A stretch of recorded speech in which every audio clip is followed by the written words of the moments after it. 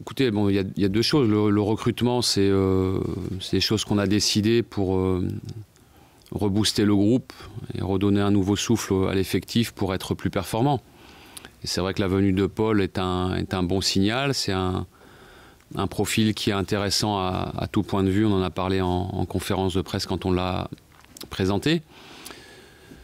Après, le soutien des salariés, je trouve qu'il est bienvenu. C'était une action spontanée de leur part. Le CE avait décidé de faire une action dans ce sens pour faire corps, tout simplement, dans une période qui est difficile et où on a besoin de retrouver une nouvelle dynamique. Mais c'était important pour l'ensemble de l'effectif professionnel, staff et joueurs, de rencontrer tout le monde. Et il y avait aussi les jeunes joueurs du centre de formation. Je trouvais que c'était une symbolique intéressante pour ça. Voilà, toutes les générations au sein du club, il y a des gens qui travaillent là depuis très très très longtemps, étaient là aussi. Voilà, ça montre le soutien autour de l'équipe et ça montre aussi que les Girondins est une vraie institution. C'est bien d'avoir, de toute façon, quand on est joueur professionnel, quand on est dans un staff, on sait les devoirs que l'on a. Et les devoirs, c'est de bien se préparer, de bien travailler pour que sur les matchs, ça prenne forme et qu'on gagne et qu'on soit compétitif. On n'est pas suffisamment compétitif depuis un moment. C'est vrai d'avoir de la bienveillance dans un moment difficile, c'est important. Voilà, après, on a tous conscience de l'importance de ce début de poule retour qui se présente à nous. On a un premier match en 2018 en Ligue 1, le premier match d'une série de 19 matchs pour faire nettement mieux que ce qu'on a fait jusqu'à Noël. C'est un nouveau championnat qui commence ? Je pense, mais c'est toujours comme ça. Quand on a une bonne dynamique et que la trêve arrive, il faut repartir en janvier sur de nouvelles bases. C'est pas toujours facile d'entretenir une dynamique quand il y a une coupure. En revanche, quand il y a eu une mauvaise période comme on a eu, c'est vrai que la coupure, elle est souvent salvatrice. On a pu le constater, je trouve qu'il y a plus de peps chez les joueurs. Le groupe est plus vivant. S'entraîne bien. Maintenant, bien s'entraîner et être investi dans le travail pour bien préparer les matchs, c'est une chose, mais c'est pas suffisant, on l'a vu. Après, il faut basculer dans la compétition et c'est cet esprit de compétition qui nous manque encore un peu et il va falloir qu'on traduise tout ça dès 3. Le scénario a été difficile à vivre, mais vous savez qu'on sait que c'est une autre compétition. La Ligue 1, c'est notre quotidien. On est classé en deçà de ce qu'on voulait. Il n'y a que ça qui compte. On ne reviendra pas sur ce qui s'est passé. Je crois que l'effectif a bien répondu sur ce qu'on lui a demandé cette semaine. Il nous restera une séance avant le match de 3. Il faut qu'à 3, on monte les bonnes dispositions que l'on a avec une équipe, je l'espère, à nouveau conquérante. Sensibiliser les joueurs, montrer des vidéos. Après, tout le monde n'imprime pas de la même manière. Vous savez, le travail d'entraîneur, c'est de dire, de répéter, de rabâcher. Ce que vous croyez acquis, finalement, vous apercevez qu'un jour, 3 semaines, un mois après, que ce n'est pas acquis. Il faut rabâcher à nouveau, il faut revenir à nouveau, il faut remontrer à nouveau. Il y a des joueurs avec lesquels il n'y a pas besoin de beaucoup parler. Je pense que des garçons comme Jérémy Toulalan impriment tout très vite. Il y en a d'autres aussi, évidemment. Et puis, avec des joueurs qui sont un peu plus immatures, il faut sans arrêt rabâcher. C'est la difficulté de la tâche.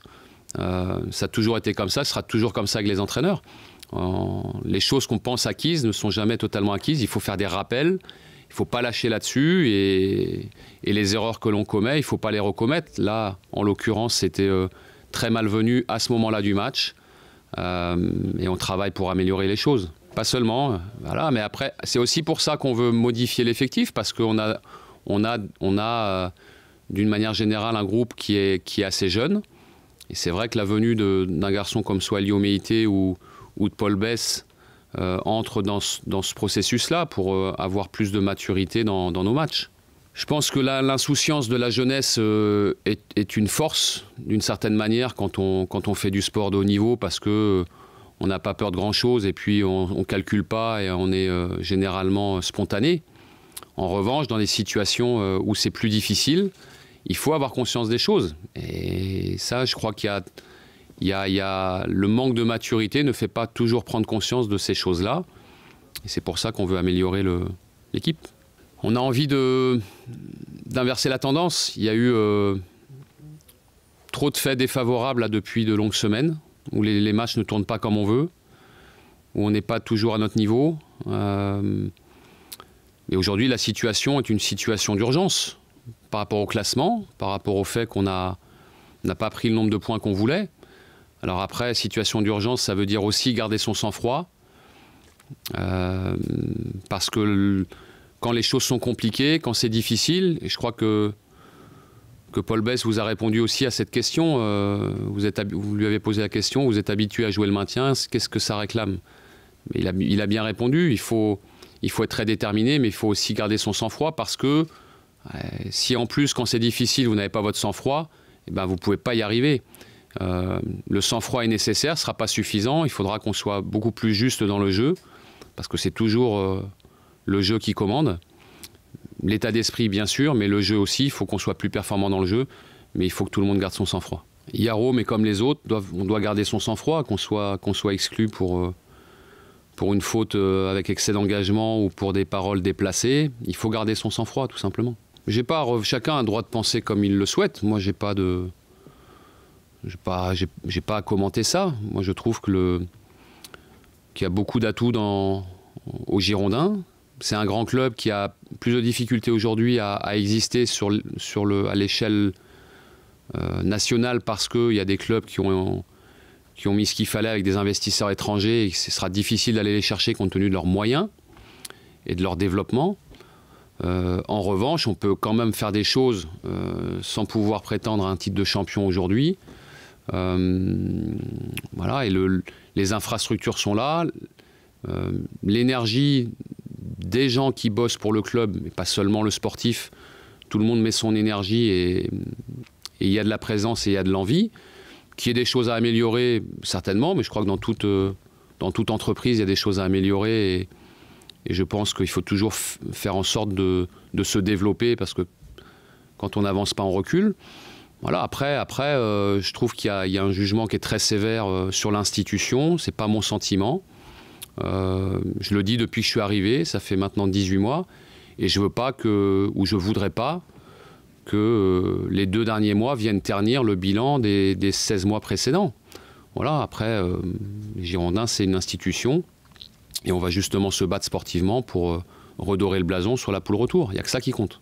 Après, ça fait de longues semaines maintenant que je lis plus rien et que j'écoute plus rien, parce que ça sert à rien. Je me concentre et je me focalise sur mon métier et sur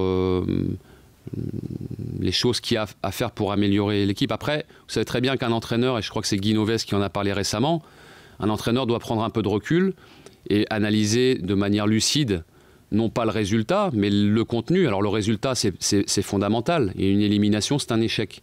Après, qu'est-ce qu'il y a eu dans le contenu et dans les matchs? On ne peut pas dire tout et n'importe quoi. Voilà, moi j'essaie de rester lucide dans l'analyse et dans ce qu'on peut bien voir, et quand on a une équipe qui a des difficultés à voir un peu de positif, il est évident qu'il faut aussi mettre en avant des choses qui ont bien fonctionné.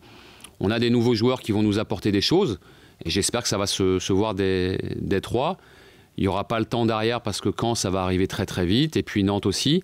On a une semaine qui est très importante. Mais après j'ai pas à commenter non plus avec l'environnement, avec les médias, tout ce que je peux avoir à dire à mes joueurs. Il y a des choses qui sont à dire dans un vestiaire et qui ne doivent pas sortir d'un vestiaire. Et puis il y a des choses qu'on peut dire à l'extérieur. L'analyse d'un match, c'est l'analyse d'un match. Je ne crois pas avoir un jour caché des choses que j'ai pu voir, même de manière négative, sur un match. Quand ça ne fonctionne pas, ça ne fonctionne pas. Et quand il y a des choses à dire aux joueurs, à l'équipe, entre 4 murs, dans un vestiaire ou dans mon bureau, je suis toujours très franc. Et je ménage personne. Après, ça fait partie de mon boulot. Il y a ce que je dis à l'intérieur, ce qu'on peut dire à l'extérieur, en sachant que moi je pars du principe qu'un entraîneur n'a pas à mentir. On ne ment pas à l'extérieur, je ne mens pas. Et je je pense faire les analyses en mon âme et conscience en étant franc. Oui, je l'ai dit. Je l'ai dit. Alors après, on peut choisir tout ce que... Manifestement, tout ne plaît pas, mais la première chose que j'ai dite, c'est qu'on ne s'est pas mis à l'abri. J'ai pas dit aux joueurs dans le vestiaire, au bout de 2 minutes, que l'arbitre avait sifflé la fin. J'ai pas parlé de l'arbitrage aux joueurs. Je leur ai dit, écoutez, on est éliminé, c'est un échec, mais on peut s'en prendre qu'à nous-mêmes. Parce qu'on avait les occasions pour se mettre à l'abri, 2 fois, 3 fois, 4 fois en deuxième mi-temps. On n'a rien concédé en deuxième mi-temps, c'est nous qui avons eu les possibilités. On ne l'a pas fait, on s'est puni nous-mêmes. Voilà, c'est tout. Après, chacun a l'analyse qu'il veut. Ah ben c'est fondamental. Quasiment à tous les matchs, toutes nos défaites, on a eu des situations, soit pour ouvrir le score, soit pour faire le break. Ça avait été le cas contre Marseille notamment. À Dijon, on a vu ce que ça a donné derrière sur des fins de match où on n'est pas à l'abri. Il est évident que là-dessus, on peut agir. Moi, je ne peux pas agir sur l'arbitrage et je n'ai pas envie de commenter l'arbitrage. Par contre, on peut agir sur le jeu, sur notre qualité dans la finition, sur le sang-froid qu'il faut pour bien finir une action. Ça, ce sont des choses sur lesquelles on peut agir. Et je veux qu'on agisse là-dessus. À partir du moment où on remet les choses à plat et qu'il faut améliorer l'équipe, je me sers de toutes les synergies intéressantes. On avait travaillé ça dans la semaine. Ça avait été plutôt intéressant dans la relation entre les joueurs. Je crois que Younous et Souailio ont des affinités aussi dans le jeu. Ça s'est vu dès le départ. Moi, après, je fais en sorte que les associations de joueurs soient efficaces, qu'il y ait de la complémentarité, des affinités dans le jeu, à partir du moment où il y a de la performance. On a besoin de retrouver de la solidité, c'est sûr. On sait qu'on aura des situations parce qu'on en a tous les matchs. On est capable de créer le danger. Je pense qu'on était plus capable de mettre l'adversaire sous pression défensive il y a quelques semaines. On a surpris un peu moins sur notamment le mois de décembre. Il faut qu'on retrouve ça, mais ça passe aussi par un équilibre entre vouloir faire du jeu, vouloir attaquer, mais garder une solidité défensive, ça c'est évident, c'est primordial. Après, les joueurs ont l'habitude de jouer, le sport de haut niveau, il y a une pression permanente. Après, il vaut mieux avoir une pression positive pour aller gagner quelque chose, plutôt que pour ne pas perdre. Mais une place, un match, voilà. Ça fait partie de leur métier, après c'est à nous d'avoir suffisamment de sang-froid, oui, mais aussi de détermination, pour pas être dans un excès de détermination, pour se mettre à la faute et prendre des cartons bêtes. Ça, c'est important aussi. Mais il faut réussir à ne pas être inhibé. Je crois que ça va être l'enjeu aussi de ce match-là. Réussir à se lâcher, être solide évidemment, mais réussir à se lâcher, ne pas être inhibé, tenter des choses, parce qu'on sait très bien que c'est en tentant des choses et en tentant notre chance qu'on va réussir à aller chercher ce match.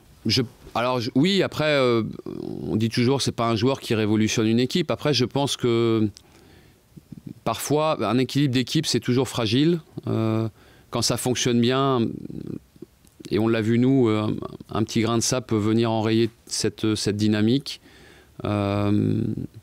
casser un peu la dynamique, ce qui fonctionne bien. Mais on sait aussi que dans l'autre sens, parfois, voilà, dans une association de joueurs, dans une complémentarité, dans une personnalité, ça peut repartir aussi, parce que encore une fois, là, on est dans de l'humain, de la gestion humaine. Une équipe, c'est de l'humain, et dans l'humain, les choses tiennent pas à grand-chose souvent. Voilà, je pense qu'il va nous apporter du métier. Il a vraiment maintenant une belle expérience. Et puis surtout, il communique beaucoup, il aime ça. En dehors du terrain, sur le terrain. Voilà, c'est en lui, il aime beaucoup parler, il parle tout le temps. Donc voilà, tout ce qui est communication, ça va être un petit plus. Après, si ça peut libérer certains autres joueurs, ce sera bienvenu. Aujourd'hui, j'attends de voir tous les retours des joueurs qui ont des pépins ou qui sont en reprise pour avoir un ressenti meilleur. Voilà, déjà, c'est mieux d'avoir Paul aujourd'hui pour avoir, je pense, plus de métier. C'est vrai, là c'est particulier quand même, parce que je pense que l'arbitrage vidéo va améliorer les choses pour plus de justice, pour qu'il n'y ait pas de but refusé ou accordé alors qu'il y a but ou pas but. Je trouve que c'est quand même mieux. Il n'y a pas de raison d'accorder un but où le ballon n'est pas rentré. Mais là, sur ce match particulier, ça s'est vraiment joué à... D'ailleurs, on n'en a pas beaucoup parlé, mais le but de Lemar, c'est la même chose. Hein. C'est vraiment très difficile de voir s'il y a hors-jeu, pas hors-jeu. Celui de Pléa, c'est pareil. Alors après, ce qui est un peu embêtant, c'est le temps que ça met. Ça casse un peu le rythme. Les joueurs sont dans l'attente, but, pas but. Ça casse un peu le charme de la compète. On n'est plus après spontané quand il y a un but qui est marqué. Donc, mais je crois que ça va dans le bon sens. Après, il y aura forcément des moments comme ça où l'outil pour améliorer les choses, finalement, c'est non pas un frein, mais quelque chose qui est finalement pas... Voilà, c'est pas parfait, quoi. C'est pas parfait. Oui, il a été très bon.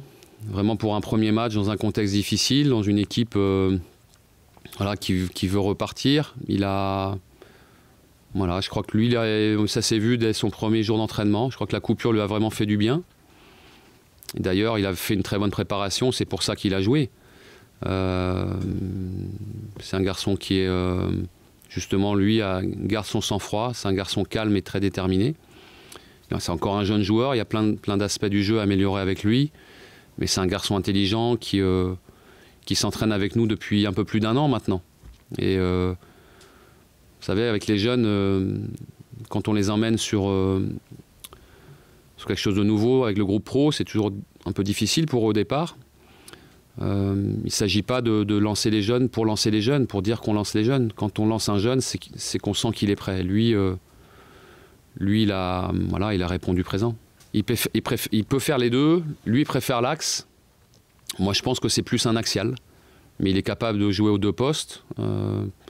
C'est un garçon assez complet, qui a besoin de s'ouvrir un peu. Il a du mal à communiquer ou à montrer ses sentiments. Parfois, il est encore un peu réservé. Donc ça passera par les aspects du jeu, mais ça passera aussi pour lui par sa personnalité. Il a besoin de s'ouvrir un peu. Mais c'est bien d'avoir des garçons issus de la formation qui, à un moment donné, viennent taper à la porte.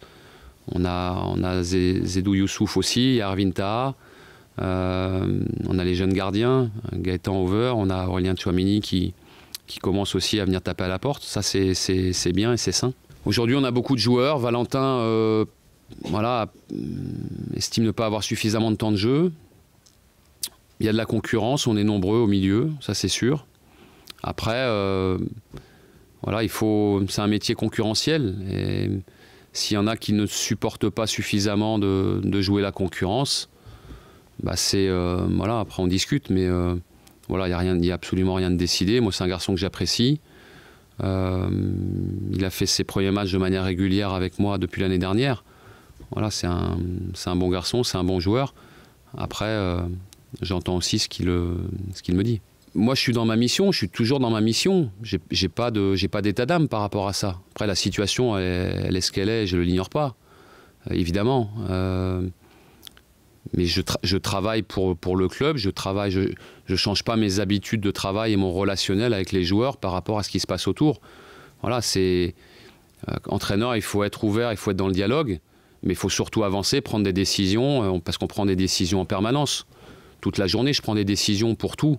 Donc j'avance et je travaille comme ça. Mon discours n'a pas changé vis-à-vis des joueurs.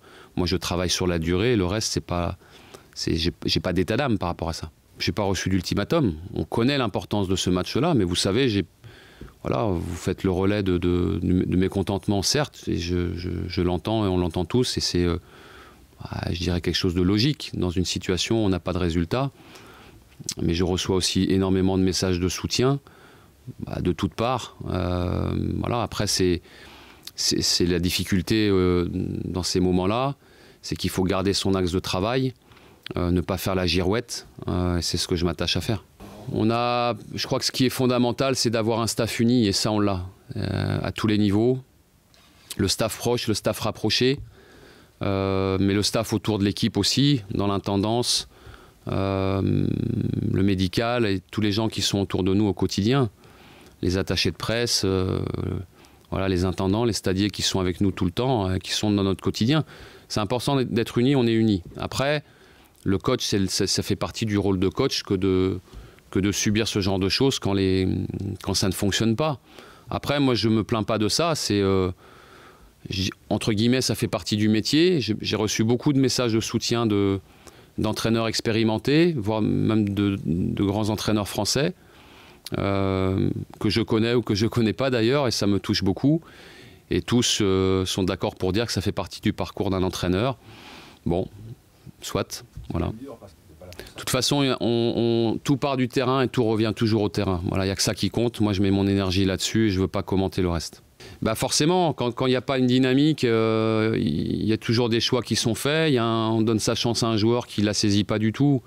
Et donc le match d'après, il faut à nouveau partir sur autre chose. Ça, c'est évident que c'est plus difficile, mais la formule, je vais la trouver. De ne pas être licencié. Ouais. Bah oui, après, certainement, mais en même temps, ça fait que 10 ans que j'entraîne. 10 ans, c'est beaucoup, mais c'est encore dans une carrière d'entraîneur, des entraîneurs qui font 30, 40 ans. Voilà, mais je ne pense pas à ça. Après, vous savez, ça vous fait sourire, mais... Non, madame. C'est des choses que j'ai connues, pas comme entraîneur, comme joueur. Je me suis fait couper la tête 3 fois quand j'étais joueur. Bon, c'est pas des choses qui font plaisir, mais je suis toujours revenu. Ça, ce sont des parcours. Parcours professionnels sont toujours difficiles. Je connais pas beaucoup de gens qui, dans leur métier, quel qu'il soit, dans le vôtre, c'est pareil, aient une trajectoire linéaire avec des choses qui marchent bien en permanence. Dans tous les métiers, c'est difficile. Dans tous les métiers, il faut se battre. Des métiers où on est plus exposé parce qu'on fait des métiers publics comme le nôtre et tout est commenté tout le temps, mais une vie professionnelle, c'est fait de haut, de bas. Moi, j'ai toujours pensé que quand ça fonctionne, il faut toujours rester très humble parce que les choses évoluent vite. À l'inverse, quand c'est difficile, il faut rester digne, il ne faut pas se cacher, il n'y a pas à culpabiliser. Moi, je sais ce que je fais comme travail avec mon staff pour améliorer les choses. On ne lâche pas là-dessus. On fait preuve de beaucoup d'abnégation. Il faut que ça s'améliore, il faut qu'on soit mieux, c'est évident. Mais je ne lâche pas là-dessus, c'est ça qui compte.